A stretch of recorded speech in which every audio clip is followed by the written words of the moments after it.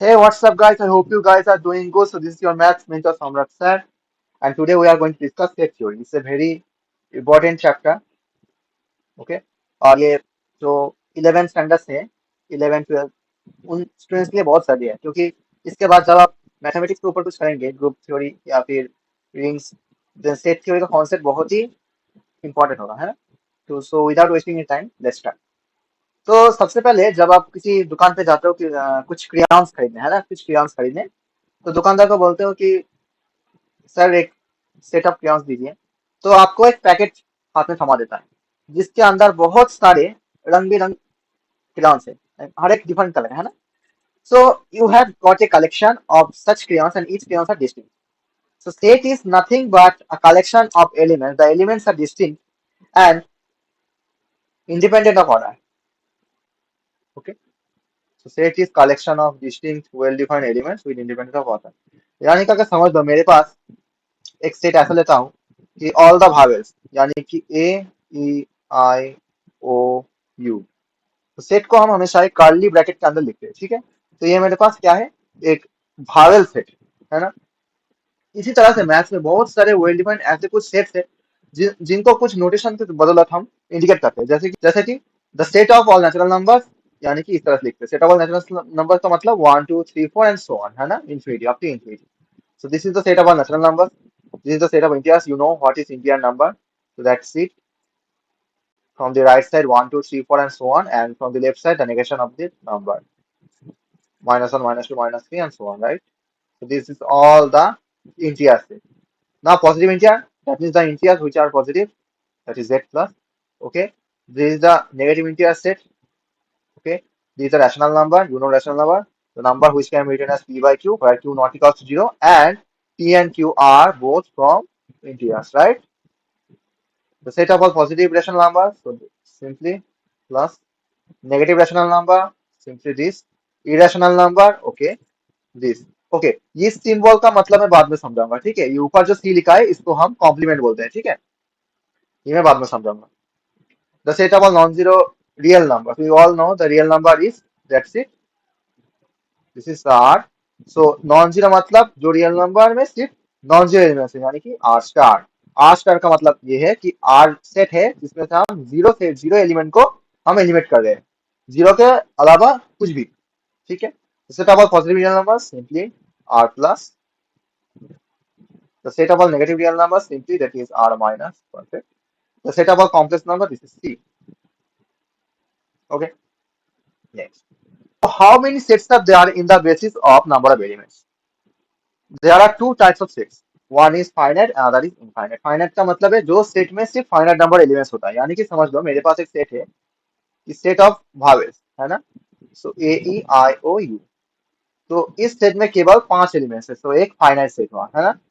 एक और सेट लेते हैं, मेरे पास एक सेट है 2 और 3, तो इस सेट को हम बोलेंगे क्या, फाइनाइट सेट, क्योंकि इसमें दो एलिमेंट्स है। अब बारी आती है इनफाइनाइट सेट, जिस सेट्स में इनफाइनाइट नंबर ऑफ एलिमेंट्स होते हैं, यानी कि समझ लो 1 2 3 4 एंड सो ऑन, यानी कि नेचुरल नंबर सेट। तो नेचुरल नंबर सेट का लास्ट एलिमेंट क्या है, हाँ पता नहीं, क्योंकि अनगिनत है, चलते जाते हैं, इसीलिए वो क्या है, इनफाइनाइट तक है। सो दिस इज इनफाइनाइट सेट, ठीक है। अब बारी आती है कि सेट को हम कैसे रिप्रेजेंट करते हैं। एक है रोस्टर मेथड और दूसरा है set builder method. Roster method में हम क्या करते हैं कि सेट के अंदर कौन कौन से एलिमेंट है वो हम लिखते हैं कर्ली ब्रैकेट के अंदर है ना। और सेट बिल्डर में हम क्या करते हैं कि सेट के एलिमेंट के जो कैरेक्टरिस्टिक है उसको हम शॉर्टकट में लिख के समझाते हैं कि वो सेट कैसा होगा, यानी कि समझते हैं। चलो देखो, मान के चलो कि मैंने एक सेट लिया 1 2 एंड 3, तो इस सेट में केवल 3 एलिमेंट्स है, ठीक है। तो इसको हम बोलेंगे रोस्टर मेथड। तो इसको हम बोलेंगे रोस्टर मेथड। अब बारी आती है इसी सेट को हम सेट बिल्डर के हिसाब से कैसे रिप्रेजेंट करेंगे। तो हम यहाँ पे लिखेंगे, अगर सेट बिल्डर के हिसाब से लिखे तो यहाँ पे हम एलिमेंट लेंगे एक, सबसे पहले एक वेरिएबल लिया जाता है, उसके बाद यह है सच दैट, यह है such that symbol. So x जो है greater equal to 1, less equal to 3, and the x belongs to natural number है ना। देखो यानी कि एक ऐसा एलिमेंट है जो कि नेचुरल नंबर, ये बिलोंग्स टू सिंबल है, ये बिलोंग्स टू सिंबल है। तो एक ऐसा एलिमेंट है जो नेचुरल नंबर से है और वन या वन से ज्यादा और थ्री या थ्री से कम। तो इसमें कितने सारे एलिमेंट होंगे, एक वन होगा, एक टू होगा और एक थ्री होगा, यानी कि ये वाला सेट में रिप्रेजेंट हो रहा है। तो इसी मेथड का हम बोलेंगे set builder. I hope clarity आया होगा, ठीक है।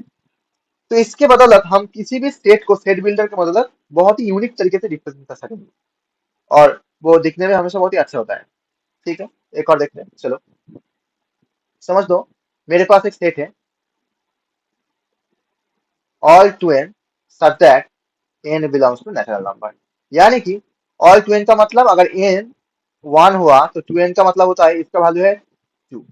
एन अगर टू हुआ तो इसका वैल्यू है फोर। एन अगर थ्री हुआ तो इसका मतलब है सिक्स। तो समझ में आ रहा है, यानी कि this is the set of all even natural numbers. ये इवन नेचुरल नंबर सेट है। तो आप कमेंट में जरूर कीजिए कि ऑड नेचुरल नंबर के सेट को हम सेट बिल्डर के हिसाब से कैसे रिप्रेजेंट करें, ये आप जरूर कमेंट कीजिएगा, ठीक है। अब बारी आती है सिंगलटन सेट। सिंगलटन सेट में हम किसी एक एलिमेंट का जो सेट है उसे हम सिंगलटन सेट कहते हैं, यानी कि ये सेट विथ सिंगल एलिमेंट। जैसे कि समझ लो मेरे पास एक सेट है कि ओनली टू, या फिर एक सेट है ओनली माइनस सेवन, ठीक है, या फिर ओनली समझ लो हाफ। तो इन तीनों सेट में केवल एक ही एलिमेंट है, तो इन तीनों को हम बोलेंगे सिंगलटन सेट। अब बारी है नल सेट। अगर समझ लो तुम्हारे पास उस क्रियॉन के बॉक्स में अगर कोई भी क्रियॉन नहीं रहा, तो उस क्रियॉन के बॉक्स को तुम क्या बोलोगे, खाली बॉक्स बोलोगे ना। तो उसी तरह अगर कोई किसी सेट में अगर कोई एलिमेंट्स नहीं हुआ तो उसको हम बोलेंगे नल सेट। और नल सेट को हम इस तरह फाई से डिनोट करते हैं, ठीक है, किससे, फाई से। तो समझ लो अगर तुम्हें बोला गया है कि एक सेट ऐसा है जो तीन और दो के बीच में होगा और एक जो है वो नेचुरल नंबर है, ठीक है। तो इसी सेट को तुम क्या बोलोगे, दो और तीन के बीच कोई नेचुरल नंबर पॉसिबल है क्या, नहीं है, तो यानी कि इस सेट में कोई भी एलिमेंट नहीं होगा। तो इसको हम बोलेंगे फाई सेट। समझ में आ रहा है, ठीक है। A set X is said to be subset. अब बारी आती है सबसेट की। एक set is X. A set X is said to be subset of a set Y if all elements of X are in Y. इसका मतलब समझते हैं। देखो मेरे पास समझ लो कि एक सेट है X। X में क्या क्या है, वन है, टू है और थ्री है। Y में क्या हुआ, वन है, टू है और थ्री है। देखो, तो X का हर एक एलिमेंट Y में है ना, ठीक है, ओके। Y को हम थोड़ा सा और एक्सटेंड कर देते हैं, फोर। तो एक्स का हर एक एलिमेंट वाई में है ना, तो तभी हम बोलेंगे कि एक्स सबसेट ऑफ वाई। यानी कि समझ लो अगर कोई भी एलिमेंट एक्स में है तो वो सिंपली इंप्लाई करेगा कि वो एलिमेंट वाई में होगा, ठीक है। तो इस वाई को हम बोलेंगे पेरेंट, पेरेंट सेट या सुपर सेट भी बोल सकते हैं, ठीक है। तो इसको हम बोलेंगे सुपर सेट, सुपर सेट बोलेंगे, ठीक है। तो समझ लो कि एक्स का हर एक एलिमेंट वाई में है, मगर वाई का क्या हर एक एलिमेंट एक्स में है, नहीं, क्योंकि यहाँ पे फोर है जो एक्स में नहीं है। तो हम इस तरह से क्या लिख सकते हैं, अगर कोई भी एलिमेंट अगर वाई में हुआ तो वो सिंपली इंप्लाइज एक्स में होगा, ऐसा क्या हम बोल सकते हैं, नहीं बोल सकते। क्यों नहीं बोल सकते, क्यों नहीं हम बोल सकते, क्योंकि वाई में एक फोर ऐसा एलिमेंट है जो एक्स में नहीं है। तो इस तरह के सबसेट को हम बोलेंगे प्रॉपर सबसेट, यानी कि एक्स जो है वो वाई का प्रॉपर सबसेट हुआ। प्रॉपर सबसेट को आप इस तरीके से नोट कर सकेंगे, ठीक है। प्रॉपर सबसेट का मतलब क्या है, जो सुपर सेट है उसमें थोड़ा कुछ ज्यादा एलिमेंट है उसके सबसेट से ज्यादा, है ना, समझ में आ रहा है। तो इसको हम बोलेंगे प्रॉपर सबसेट। तो समझ लो कि नेचुरल नंबर जो है और एक है रियल नंबर जो है, तो नेचुरल नंबर का सेट और रियल नंबर के सेट क्या है, प्रॉपर सबसेट है ना। क्योंकि नेचुरल नंबर का हर एक एलिमेंट रियल में जा रहा है, मगर रियल का एक और एलिमेंट समझ लो थ्री बाई टू प्लस और माइनस टू प्लस, समझ लो। तो ये एलिमेंट क्या एन में है, नहीं है ना, ये तो कोई नेचुरल नंबर नहीं हुआ। समझ में आ रहा है, यानी कि इस सेट में कुछ ज्यादा ही एलिमेंट है नेचुरल नंबर के हिसाब से। तो इसीलिए नेचुरल नंबर जो है वो रियल सेट का प्रॉपर सबसेट है, ठीक है। प्रॉपर सबसेट के बारे में समझ में आया। नेक्स्ट, अब बारी आती है यूनिवर्सल सेट की। देखो यूनिवर्सल सेट कोई कोई प्रॉपर डेफिनेशन नहीं है, क्योंकि यूनिवर्सल सेट जब हम वेन डायग्राम करेंगे ना तभी यूनिवर्सल सेट काम में आता है। ठीक है, जैसे मान सकते हो अगर किसी भी सेट के ऊपर काम कर रहे हो, तो अगर उस सेट के ऊपर कुछ ऐसा सेट मिले जो बिना कोई भेदभाव के बना है, यानी कि कोई भी एलिमेंट होगा, यानी कि अगर यूनिवर्सल का मतलब क्या है, यूनिवर्स हुआ, यूनिवर्सल का मतलब क्या है, ये पूरा जगत है। यानी कि जिस सेट में पूरा जगत समय रखा है उसी सेट का हम यूनिवर्सल सेट मानेंगे। या मान के चलो कि मैं नेचुरल नंबर को कंसिडर कर रहा हूँ, तो तभी मैं रियल नंबर के सेट को मैं यूनिवर्सल सेट के हिसाब से मैं कंसिडर कर सकूंगा, क्योंकि नेचुरल नंबर का हर एक एलिमेंट तो रियल नंबर में है ना। तो इसीलिए यूनिवर्सल सेट को हम एक ऐसा सेट मान के चलते हैं जिसमें बिना कोई भेदभाव के बहुत सारे एलिमेंट्स होते हैं। ठीक है, ओके। अब बारी आती है power set. Power set of set का मतलब है कि अगर कोई सेट है तो उसका जितने भी सारे सबसेट होते हैं तो उनको पावर सेट बोलते हैं। ठीक है, तो पावर सेट से पहले हम तुम्हें ये बताना चाहता हूँ कि फाई जो है ना, ये बहुत ही यूनिक कॉन्सेप्ट है, समझ लो। फाई जो है वो किसी भी सेट का सबसेट है। फाई जो है वो किसी भी सेट का सबसेट होता है, यानी कि अगर कोई भी सेट है, एनी सेट, क्योंकि फाइव तो एक क्या है, एक नाल सेट है ना, खाली सेट है, तो खाली सेट तो किसी भी सेट का सबसेट हो सकता है। और एक और बात, कोई भी सेट उसका खुद का ही सबसेट हो सकता है ना, क्योंकि आप देख लो इस सेट में जो सारे एलिमेंट्स है वो इस सेट में भी है, और ये प्रॉपर नहीं होता, ये कोई प्रॉपर सबसेट नहीं होता, ये सिर्फ सबसेट होता है। तो कोई भी सेट किसी भी सेट का सबसेट हो सकता है। तो आप समझ लो कि एक सेट है एक्स, ठीक है, तो उसके जितने भी सारे सबसेट होते हैं उन सभी को मिलाकर हम बनाते हैं पी ऑफ एक्स, यानी कि पावर सेट ऑफ एक्स। कैसे समझते हैं? मान के चलो एक से 1 2 एंड 3, इसके कितने सारे सबसेट हो सकते हैं? एक है फाइव, जैसा कि आपने अभी पढ़ा, एक है खुद एक्स, ट्रिवियल सबसेट। अब बारी आती है कुछ सबसेट की, प्रॉपर सबसेट की, यानी कि 1 2 single term 3, this 3 are single terms, right? Okay, अब बारी आती है 1 2, अब बारी आती है 1 3, अब बारी आती है 2 3। तो ये सारे के सारे इस सेट का सबसेट है, और इसके अलावा और कोई सबसेट है क्या? नहीं, और कोई सबसेट नहीं है। ठीक है, तो इस सेट को हम बोलेंगे पावर सेट ऑफ एक्स। ठीक है, अगर एक्स में एन एलिमेंट्स हुआ तो पावर ऑफ एक्स में 2 to the power n elements होगा। यहाँ पे एक्स में 3 एलिमेंट है ना, तो यहाँ पर टोटल जो है वो 2 टू द पावर 3, यानी कि 8 एलिमेंट्स है। गिन के देख लो, 1 2 3 4 5 6 7 8। ठीक है, क्लैरिटी हुआ? चलो नेक्स्ट। अब बारी आती है इक्वल सेट। दो सेट समझ लो, ये एक सेट है ए, 1 2 एंड 3, और दूसरा एक सेट है बी, 2 1 एंड 3। तो देख रहे हो दोनों सेट में जो एलिमेंट्स है वो दोनों सेम है, मगर ऑर्डर सेम नहीं है। मैंने पहले हुआ था जो सेट जो है वो independent of order of the elements है। तो इसीलिए इन दोनों सेट में अगर सेम एलिमेंट्स हुआ, ना किसी में कम ना किसी में ज्यादा, तो उन दोनों सेट को हम इक्वल सेट बोलते हैं। ठीक है, नेक्स्ट बारी आती है some कुछ इंपॉर्टेंट कंक्लूजन की बारे में। देखो चलो, पहला कंक्लूजन है अगर ए बी का सबसेट हुआ और बी सी का सबसेट हुआ, तो ए सी का सबसेट होगा। ये कुछ उस तरह से कि अगर समझ लो ए बी से छोटा है और बी सी से छोटा है, तो ए सी से छोटा हुआ।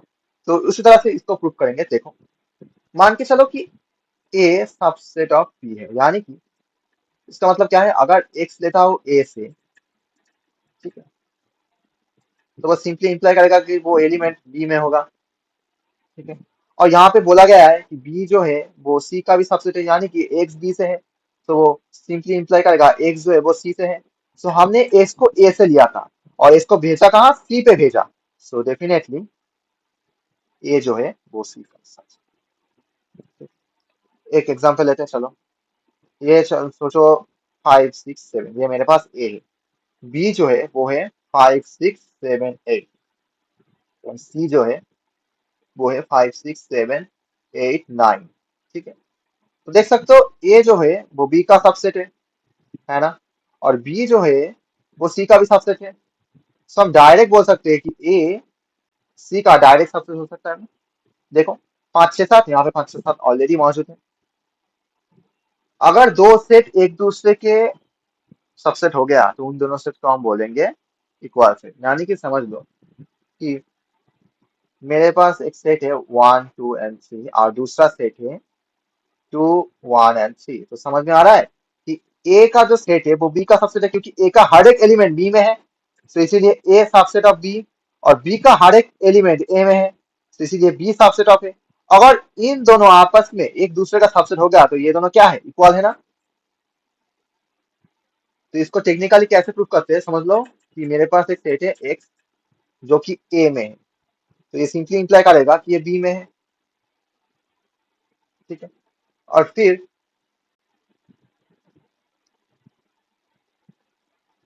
फिर ये फिर से बी में अगर हुआ तो ये फिर से ए में चला आएगा ना, तो इसलिए ये दोनों क्या है, इक्वल सेट बन जाते हैं। ठीक है। Every set is subset of its own, मैंने पहले बताया था कि कोई भी सेट खुद का ही सबसेट है, ये ट्रिवियल कंक्लूजन है। ठीक है। Next. कुछ set operation with Venn diagram. Venn diagram क्या होता है, एक डायग्राम होता है सेट के ऊपर, कि हम सेट के ऊपर जब कोई काम करते हैं तो सेट कैसे ऑपरेट करता है, या फिर अगर उसका मैं अगर एक कुछ एब्स्ट्रैक्ट इमेज बनाऊं तो वो कैसा दिखता होगा। तो इस तरह से हम कुछ ऑपरेशन करेंगे तो उसके हिसाब से हम वेन डायग्राम में करेंगे। देख सबसे पहले समझ लेते हैं कि ये जो है यूनियन, यूनियन का सिंबल ये है। यूनियन का मतलब ये है कि अगर दो सेट है ए यूनियन बी, इसका मतलब ये है कि एलिमेंट जो है वो ए में भी है और एलिमेंट जो है वो बी में भी है। ओके। इस सिंबल को हम बोलते हैं और इस सिंबल को बोलते हैं हम एंड। ठीक है। यानी कि दोनों में ही है, समझ लो। मेरे पास एक सेट है, ठीक है, ये मेरे पास दूसरा एक सेट, इसका नाम है बी। तो ए एंड बी दोनों को मिलाकर, ए एंड बी दोनों को मिलाकर हमें जो मिलता है उसे हम बोलते हैं क्या, ए यूनियन बी। समझ गए। यानी कि समझ लो, अगर मेरे पास ए सेट ऐसा है 2 3 और बी सेट ऐसा है 3 5 6, सो ए यूनियन बी का मतलब है ए का भी एलिमेंट लेंगे और बी का भी एलिमेंट लेंगे। और यूनियन में अगर कोई भी एलिमेंट अगर रिपीट में होता है तो उसे हम एक ही बार लिखते हैं। यानी कि ये यूनियन एंड समेशन के बीच का फर्क है। समेशन में हम क्या करते हैं, जब सम करते हैं तो कोई भी रिपीटेड नंबर आया तो उसको हम सम करते करते चलते हैं, लेकिन अगर कोई यूनियन के हिसाब से कोई अगर रिपीटेड नंबर आया तो उसको हम केवल एक ही बार लेते हैं। यानी कि यहाँ पे होगा 2 3 5 और 6। ठीक है। अब बारी आती है इंटरसेक्शन। इंटरसेक्शन को हम इस तरीके से डिनोट करते हैं, ऐसे उल्टा ही, यूनियन का पूरा पूरी उल्टा, है ना। तो इंटरसेक्शन का मतलब ये है कि दो सेट के बीच जो कॉमन पार्ट है उसको हम बोलते हैं इंटरसेक्शन। यानी कि अगर ए इंटरसेक्शन बी का मतलब है कि वो ए में भी है और बी में भी है, दोनों में ही है, उस पार्ट को हम बोलेंगे ए इंटरसेक्शन बी।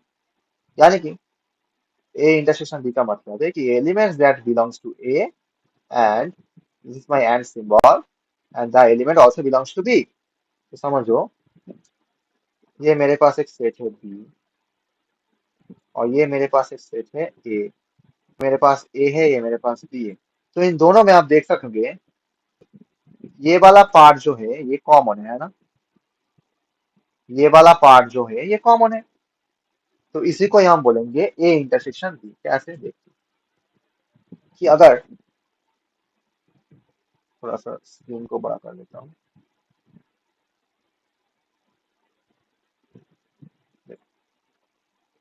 कि अगर मेरा ए हुआ 2 3 एंड 4 और अगर बी हुआ 3 5 एंड 6, तो हम देख सकेंगे कि दोनों एलिमेंट में थ्री जो है ये दोनों में कॉमन है ना। सो ए इंटरसेक्शन बी में होगा केवल केवल थ्री। ठीक है। अगर कोई कॉमन एलिमेंट नहीं हुआ तो यानी कि अगर समझ लो कि मेरे पास एक्स जो है वो है 1 एंड 5 एंड वाई जो है वो है मेरे पास 6 and 7। So X intersection Y में क्या होगा, केवल 5 होगा ना, क्योंकि इन दोनों के कॉमन में तो कुछ भी नहीं है, तो खाली सेट हुआ ना, नाल सेट हुआ। तो नाल सेट को हम किस तरह से डिनोट करते हैं, 5 से।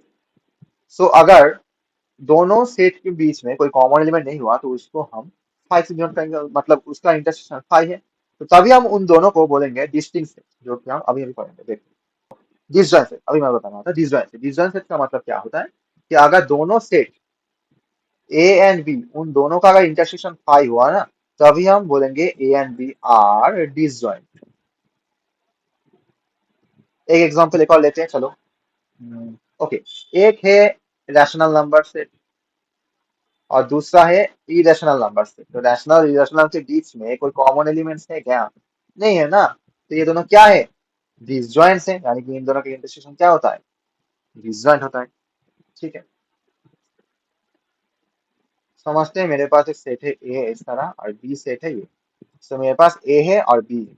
सो ए माइनस बी का मतलब वो होता है कि एक ए में है मगर वो बी में नहीं होगा, नॉट बिलोंग्स टू बी।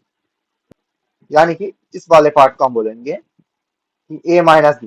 देखो, ये वाला पार्ट जो है, ये वाला पार्ट जो है ये कॉमन पार्ट है ना। ये वाला पार्ट जो है ये कॉमन पार्ट है। ये वाला पार्ट जो है ये कॉमन पार्ट है इन दोनों का। मगर अगर हम कॉमन पार्ट को ही हटा दें इस ए से, तो हमें ए माइनस बी मिल जाएगा। समझ में आ रहा है? और इस वाले को तो हमने कह दिया कि ये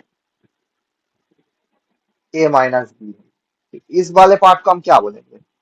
इस वाले पार्ट को हम क्या बोलेंगे? बोलेंगे बी माइनस है। यानी कि बी का एलिमेंट होगा मगर ए का नहीं होगा। यानी कि such x that belongs to B but that x not belongs to A। ठीक है, एग्जाम्पल लेते हैं चलो। कि अगर मेरे पास एक दो सेट ऐसा हुआ कि, ओके, सेट लेना है ना।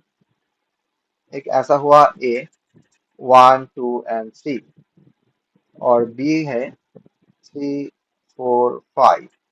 सो ए माइनस बी क्या होगा? मतलब ए का एलिमेंट जिसमें बी का एलिमेंट नहीं होगा। यानी कि तीन एक ऐसा एलिमेंट है जो बी का है, इन दोनों में कॉमन है ना। सो ए माइनस बी का मतलब ये है कि 1 and 2 जस्ट। ठीक है, सिमिलरली आप बोलो कि बी माइनस से क्या होगा? 4 and 5। क्योंकि बी का एलिमेंट लेंगे लेकिन ए का नहीं लेंगे। तो बी में 4 और 5 दो ऐसे एलिमेंट है जो कि ए में नहीं है। ठीक है, एलिमेंट ऑपोजिट। यानी कि इसको कैसे डिनोट करते हैं? ऊपर एक सी लिखते हैं। यानी कि समझ लो एक सेट है ए, तो उसको अगर सी बोलूंगा तो ये होगा कॉम्प्लीमेंट ऑफ सेट ए। समझ में आ रहा है? ठीक है, यानी कि अगर समझ लो मेरे पास एक ऐसा सेक्शन है जिसको हम यूनिवर्सल सेट बोलेंगे। तो उसमें एक ऐसा सेट है ए, ये मेरे पास ए है। तो कॉम्प्लीमेंट ऑफ ए का मतलब है कि वो सेट वो यूनिवर्सल में हुआ बट वो ए में नहीं होगा। ठीक है, तो यानी कि इस वाले पार्ट को हम बोलेंगे complement of A. Got it? समझते हैं कि एक सेट है जो है रैशनल। तो रैशनल जो है वो रियल का सबसेट है। तो अगर रियल में से अगर रैशनल को हटा दूं तो क्या पड़ा रहेगा? सिर्फ इरेशनल नंबर ना। तो इसीलिए हम इरेशनल नंबर को हम रैशनल के कॉम्प्लीमेंट के हिसाब से डिनोट करते हैं। जो मैं शुरू में बताया था कि इरेशनल को हम क्या क्यों ऐसे लिखते हैं, इसी वजह से लिखते हैं कि किसी भी नंबर का कॉम्प्लीमेंट, ठीक है, उसी के हिसाब। तो सोच के चलो, अगर ये मेरे पास ए है, ये मेरे पास ए है और ये वाला जो है ये है ए का कॉम्प्लीमेंट। तो ए एंड ए का कॉम्प्लीमेंट में क्या कॉमन है? कुछ भी कॉमन नहीं है। यानी कि कोई भी एलिमेंट उसके कॉम्प्लीमेंट के साथ अगर यूनियन किया जाए तो हमेशा वो पाई आता है, क्योंकि ए एंड ए का कॉम्प्लीमेंट ये हमेशा क्या होता है? डिसजॉइंट सेट्स है। ठीक है, तो इसी तरह से आप ये भी बोल सकोगे कि अगर ए एंड ए कॉम्प्लीमेंट को अगर यूनियन किया जाए तो हम टोटल से यानी कि यूनिवर्सल सेट भी मिल जाता है। ठीक है, अब बारी आती है कुछ लॉ। सबसे पहले आता है ये, अब आइडेंटिपोटेंट होगा। ए सेट जो है, अगर ए सेट के साथ इंटरसेक्शन किया तो हमेशा ए ही मिलेगा, ये ट्रिवियल लॉ है। और अगर ए सेट को हम ए से ही यूनियन किया जाए तो ए ही मिलेगा। ये दो लॉ जो है ये दोनों आइडेंटिपोटेंट लॉ है। अब बारी है कॉम्पिटिटिव लॉ। सो अगर ए के साथ बी को यूनियन किया और बी को साथ ये को यूनियन किया, ये दोनों क्या है? सेम एलिमेंट्स ही होगा ना। सिमिलरली अगर ए से बी को इंटरसेक्शन किया या फिर बी को अगर ए से इंटरसेक्शन किया, ये दोनों सेम ही है। यानी कि ये यूनियन एंड इंटरसेक्शन ये दोनों कॉम्पिटिटिव प्रॉपर्टी होल्ड करते हैं। देखो, मेरे पास ए सेट ऐसा है 1 2 and 3 एंड बी सेट है 3 4 and 5। सो अगर हम ए यूनियन बी करते हैं या फिर बी यूनियन ए करते हैं, दोनों में ही सेम ही एलिमेंट आएगा, यानी कि 1 2 3 4 5। अगर हम बी इंटरसेक्शन ए करें या फिर ए इंटरसेक्शन बी करें, तो दोनों में ही सेम ही एलिमेंट आएगा, यानी कि सिर्फ और सिर्फ 3। सो कौन आगे है कौन बाद में है, ये कोई फर्क नहीं पड़ता। कॉम्यूटेटिव लॉ हमेशा होल्ड करता है यूनियन और इंटरसेक्शन पे बदौलत। ठीक है, नेक्स्ट एसोसिएटिव। पता है अलजेब्रा में एक चीज किया था तुमने कि अगर ए प्लस बी प्लस सी करते हो, तो अगर ए प्लस बी को पहले करो या बी प्लस सी को पहले करो फिर उसके बाद ए प्लस करो, तो ये दोनों सेम होते हैं, है ना? है ना? यहाँ पर यूनियन और इंटरसेक्शन में भी ऐसा ही कुछ बात है। देखो, अगर मान के चलो मेरे पास तीन सेट है ए बी एंड सी। सो अगर ए से बी को यूनियन पहले किया और उसके बाद सी का यूनियन किया, तो ये जो होगा, तो वो बी से सी का यूनियन पहले करके उसके बाद ए का यूनियन करके वही सेम आंसर आएगा। ठीक है, यानी कि यूनियन जो है वो एसोसिएटिव लॉ होल्ड करता है। सिमिलरली जो इंटरसेक्शन है वो भी एसोसिएटिव लॉ होल्ड करेंगे।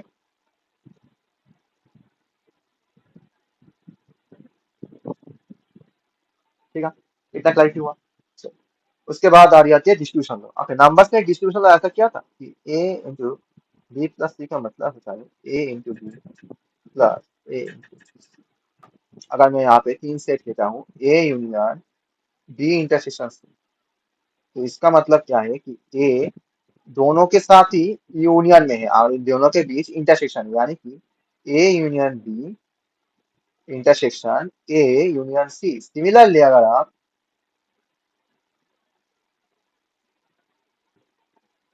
बाहर आप इंटरसेक्शन लीजिए और अंदर यूनियन को लीजिए, तो एक ही सिमिलरली ए दोनों के साथ ही इंटरसेक्ट करेगा। ठीक है, और बीच में यूनियन आ जाएगा। ओके,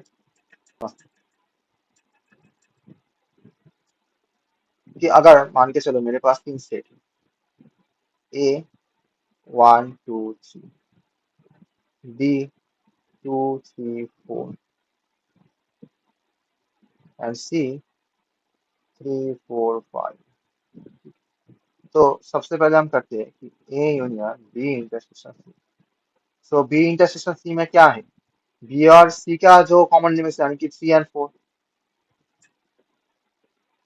और उसके साथ अगर ए का यूनियन किया, ए मतलब 1 2 3, तो क्या होगा 1 2 3 4, है ना?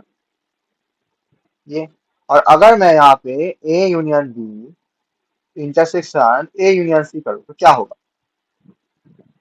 ए यूनियन बी का मतलब क्या है 1 2 3 and 4, and A union C का मतलब क्या है 1 2 3 4 5। और इन दोनों के बीच का इंटरसेक्शन क्या है, केवल ही केवल 1 2 3 4, है ना?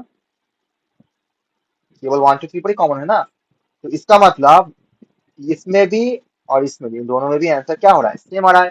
तो इसीलिए अगर ये प्रॉपर्टी इस तरह से होल्ड करते हैं आप, इसका एक प्रॉपर प्रूफ है जो कि हम बाद में करेंगे। अगर आपने कमेंट किया तो उस प्रूफ को भी हम दिखा देंगे नेक्स्ट वीडियो में। ठीक है, इसी तरह से आप कोई भी एग्जाम्पल लीजिए और ये वाला प्रॉपर्टी भी देख लीजिए, ये वाला प्रॉपर्टी भी वेरीफाई कर लीजिए। ठीक है, ये वाला प्रॉपर्टी का वेरीफाई कर लीजिए। अब बारी आती है आइडेंटिटी लॉ। आइडेंटिटी लॉ मतलब क्या है, पहले ही बोला था कि अगर कोई भी सेट लो, अगर फाइव से यूनियन किया तो ए ही आएगा, क्योंकि ए जो है उसमें कुछ एलिमेंट्स है और फाइव जो उसमें कुछ एलिमेंट है, दोनों का अगर मिला दो तो ए का ही एलिमेंट सिर्फ आएगा, क्योंकि फाइव तो खाली है। ठीक है, अगर फाइव से किसी भी एलिमेंट का अगर इंटरसेक्शन हुआ तो हमेशा वो फाइव ही देगा, क्योंकि फाइव और ए के बीच में अगर कॉमन एलिमेंट हुआ तो फाइव में तो कुछ भी नहीं है, खाली एलिमेंट है ना। तो इसीलिए इन दोनों के बीच में क्या होगा, कॉमन पार्ट होगा क्या, नहीं। इसलिए इन दोनों के बीच में क्या होगा, हमेशा इंटरसेक्शन क्या होगा, नाल होगा। अगर यूनिवर्सल सेट के साथ अगर ए को मिला दो, यानी कि यूनियन कर दो, तो यूनिवर्सल ही आएगा, क्योंकि यूनिवर्सल जो है वो ए से बड़ा है। ठीक है, और यूनिवर्सल के साथ अगर ए का इंटरसेक्शन किया तो हमेशा ए ही मिलेगा। अगर कोई भी सेट लो, अगर कोई भी सेट लो तो उसका कॉम्प्लीमेंट के ऊपर कॉम्प्लीमेंट किया तो हमेशा वही सेट मिलेगा। कैसे, देखो समझ लो। ये मेरे पास एक यूनिवर्सल सेट है। ठीक है, तो उसमें एक सेट है ए। तो ए का कॉम्प्लीमेंट क्या है, ये वाला सेट जो है ये ए का कॉम्प्लीमेंट है ना, ये ए का कॉम्प्लीमेंट है, इस वाले पार्ट को हम बोलेंगे। तो यानी कि इस वाले पार्ट को हम बोलेंगे ए कॉम्प्लीमेंट। और अगर इस वाले पार्ट का अगर फिर से कॉम्प्लीमेंट लिया, तो यानी कि तुम ये वाला पार्ट ले रहे हो ना, तो ये वाला पार्ट क्या हुआ, इस पार्ट का फिर से कॉम्प्लीमेंट हुआ। तो यानी कि अगर किसी भी सेट के ऊपर डबल कॉम्प्लीमेंट हुआ ना, तो वही सेट तुम्हें फिर से मिल जाता है। ठीक है, एक और बात, अगर ए के साथ अगर इसका एक कॉम्प्लीमेंट मिला दो, यानी कि अगर ए एंड ए कॉम्प्लीमेंट को अगर यूनियन कर दी जाए, तो पूरा का पूरा यूनियन सेट ही मिल रहा है, ये हमेशा याद रखना। ठीक है, और एक और बात, अगर यूनिवर्सल सेट का कॉम्प्लीमेंट निकाले तो क्या होगा, वो फाई होगा, क्योंकि यूनिवर्सल सेट क्या है, हर एक एलिमेंट को लेकर जो बना है सेट वही, तो उसका कॉम्प्लीमेंट क्या है, मगर जिस सेट में कोई भी एलिमेंट नहीं है, तो इसीलिए यूनिवर्सल सेट का कॉम्प्लीमेंट क्या होता है, फाई होता है। अब बात आती है डी मॉर्गन। सो कि अगर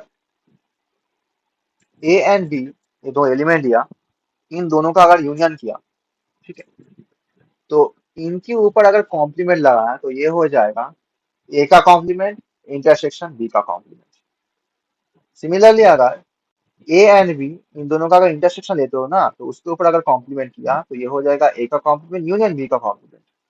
यानी कि ये सिंबल जो है वो पलट जा रहा है, ऑपोजिट हो रहा है ना, अगर होल कॉम्प्लीमेंट के ऊपर किया। कैसे, ये वैन डायग्राम से देखो, बहुत मजा आएगा।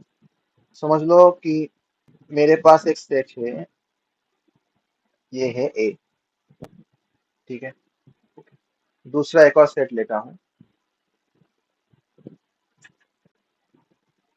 समझ लो ये मेरे पास बी है, ठीक है, तो ये है ए और ये है बी। सबसे पहले हम करेंगे ए यूनियन बी का होल कॉम्प्लीमेंट, मतलब देखो,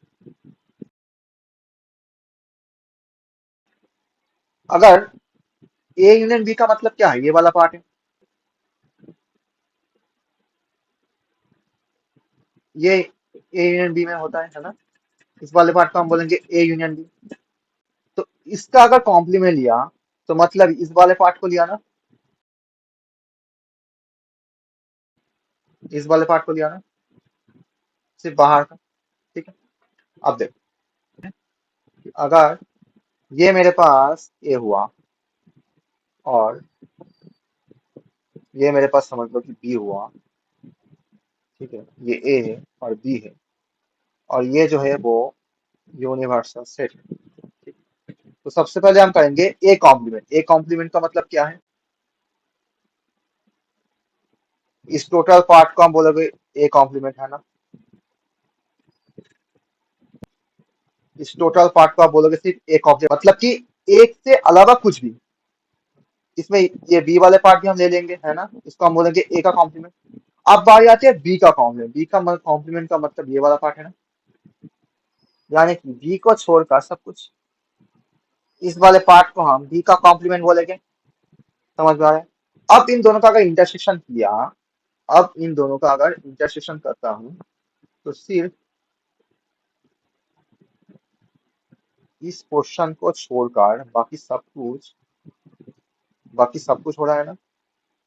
तो मेरा मतलब ये है कि ए कॉम्प्लीमेंट और बी कॉम्प्लीमेंट का अगर इंटरसेक्शन करते हो तो तुम्हें यही मिलता है ना। सिमिलरली तुम ए इंटरसेक्शन बी का टोटल जो कॉम्प्लीमेंट है, और ए कॉम्प्लीमेंट और बी कॉम्प्लीमेंट का जो यूनियन है, इन दोनों का वैन डायग्राम तुम खुद से करना। ठीक है, अगर समझ में ना आए तो कमेंट जरूर करना, ताकि मैं नेक्स्ट वीडियो में ये वाला भी वैन डायग्राम से एक्सप्लेन कर सकूं। ठीक है, अब बारी आती है ऑर्डर पेयर ऑफ एलिमेंट्स की। देखो, समझ लो मेरे पास दो सेट्स है एक्स एंड वाई। तो एक्स को अगर एक्स से लिया और वाई को अगर इस कैपिटल वाई से लिया, तो ऑर्डर पेयर ऑफ एलिमेंट्स का मतलब ये है कि एक्स माइनस वाई, यानी कि ये दोनों ऑर्डर में रहेंगे इस तरह से, जहां पे पहले वाले से अगर एक्स का एलिमेंट और दूसरे वाले से वाई का एलिमेंट हुआ। इसका मतलब ये है कि सबसे पहले एलिमेंट है सिंगलटन एक्स, उसके बाद आता है एक्स वाई, जो कि नॉट इक्वल है singleton Y and X Y. क्यों नॉट इक्वल है, क्योंकि सिंगलटन एक्स और सिंगलटन वाई ये दोनों डिफरेंट है ना, ये दोनों तो डिफरेंट है। सो इसीलिए दे आर नॉट सेम। तो इसको हम बोलेंगे वाई कॉमा। समझ आ रहा है? समझ आ रहा है? यानी कि अगर the order pair of elements X and Y this is denoted as in the first bracket X comma Y. So now what is the Cartesian product of two elements?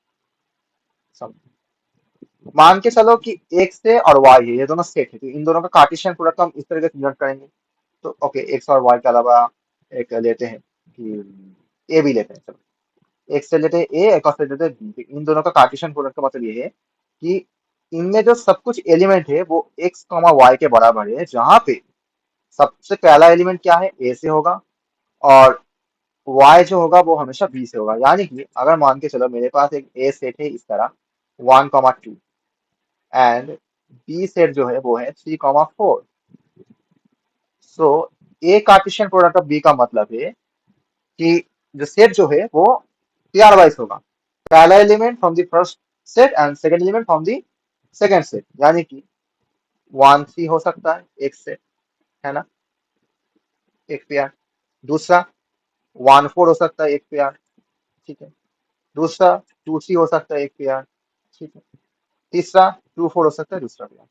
देख रहे हो, हर एक एलिमेंट में पहला, हर एक पेयर में जो पहला वाला एलिमेंट है वो पहले से पहला सेट से, यानी कि ए से है, और दूसरा वाला जो एलिमेंट है वो सेकंड वाले सेट से है ना।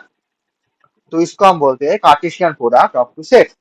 अब बारी आती है एक इंपॉर्टेंट टॉपिक की, कि अगर मान के चलो कि मेरे पास ए सेट का एम एलिमेंट्स है, ए सेट में एम एलिमेंट्स है और बी सेट में small N number of elements है। So in the Cartesian product of them the number of elements is M into M. यानी कि एलिमेंट्स का मल्टीप्लिकेशन हो जाता है, टोटल एलिमेंट, ठीक है। यहाँ पर भी आप देख सकते हो कि ए में 2 एलिमेंट्स है, बी में 2 एलिमेंट्स है, तो ए क्रॉस बी में 4 एलिमेंट्स हो। ठीक है, समझ में आ रहा है क्या क्या हुआ? दो डिफरेंट सेट के बीच सिमेट्रिक डिफरेंस का, चलो। सो समझो मेरे पास एक सेट है ए और दूसरा है बी, तो सिमेट्रिक डिफरेंस को हम इस तरीके से नोट करेंगे। सिमेट्रिक डिफरेंस का मतलब ये है, ये क्या हो गया, डेल्टा, ठीक है। यानी कि ए यूनियन बी, उसमें से अगर ए इंटरसेक्शन बी को अगर निकाल फेंके तो कैसे?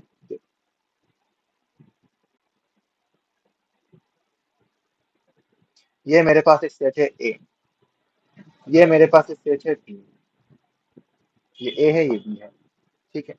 तो इन दोनों का यूनियन क्या है, ये वाला पार्ट है।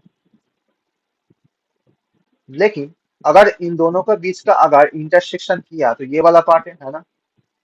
इस वाले पार्ट को हम इंटरसेक्शन बोलेंगे। तो अगर यूनियन में से इंटरसेक्शन को अगर निकल फेंको, हाँ यहाँ पे डिफरेंस हो रहा है, देख सकते हो यहाँ पे डिफरेंस हो रहा है, तो सिर्फ हम इस वाले पार्ट को कंसिडर करेंगे ना। देखो, केवल ही केवल इस वाले पार्ट को कंसिडर करेंगे ना। यानी कि समझ में आ रहा है, अगर ये ए है और दूसरा बी है, तो एसिमेट्रिक डिफरेंस का मतलब इस वाले पार्ट को हम बोलेंगे, ये वाला पार्ट और ये वाला पार्ट। यानी कि इस वाले पार्ट को हम क्या नाम देते हैं, ए माइनस बी, और इस वाले पार्ट को हम क्या नाम देते हैं, बी माइनस है। इन दोनों का अगर यूनियन किया तो ये होता है ना, इसी को हम बोलेंगे सिमेट्रिक डिफरेंस। तो थैंक यू सो मच, आज के लिए इतना ही। अगर आपको इस वीडियो का अच्छा लगा तो लाइक जरूर कीजिए, शेयर जरूर कीजिए अपने दोस्तों के बीच। मिलते हैं एक और नए टॉपिक से, एक और नए कॉन्सेप्ट के साथ, ठीक है। तब तक के लिए आप खुश रहें, प्रैक्टिस करते रहें। जय हिंद।